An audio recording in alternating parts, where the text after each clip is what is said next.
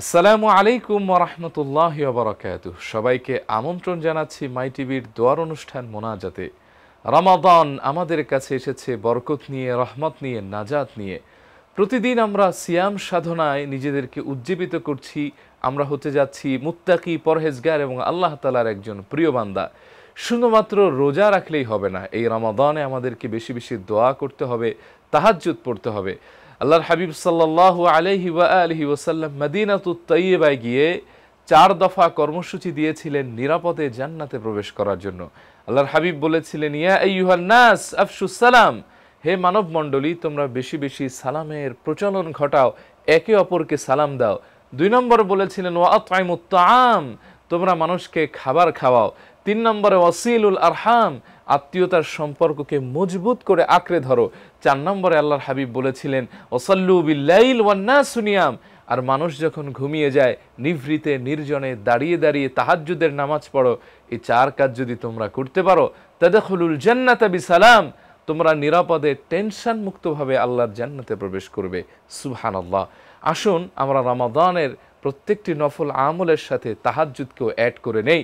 তাহাজ্জুদ পড়ে পড়ে আমরা আল্লাহ তাআলার প্রিয় হবার চেষ্টা করি। চলুন এখন আমরা মোনাজাত দিয়ে আল্লাহ তাআলার কাছে গুনাহ মাফের জন্য প্রার্থনা করি। আল্লাহুম্মা আমিন।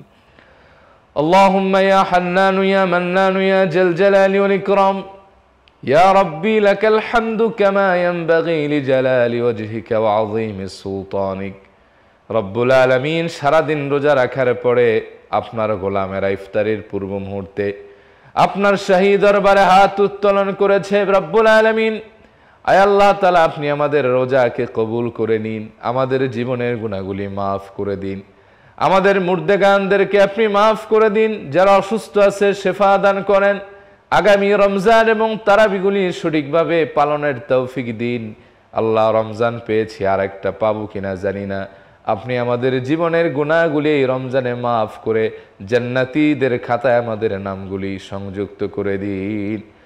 রব্বুল আলামিন, প্রতি রাতে যেন তাহাজ্জুদ পড়ে আপনাকে ডাকতে পারি সে তৌফিক দান করেন। আর রব্বুল আলামিন, বেশি বেশি কোরআন তেলাওয়াত করে হৃদয়কে প্রশান্ত করতে পারি তৌফিক দান করেন। বেশি বেশি জিকির করার তৌফিক দান করেন। আমাদের মুর্দেগানদের ক্ষমা করেন। আয় রব্বুল আলামিন, যেই দিন আপনার শাহী দরবারে আমাদেরকে হাজির করবেন হিসাবের জন্য, আপনার রহমতে হিসাবগুলি সহজ করে আমাদেরকে জান্নাতে দিয়ে দিন।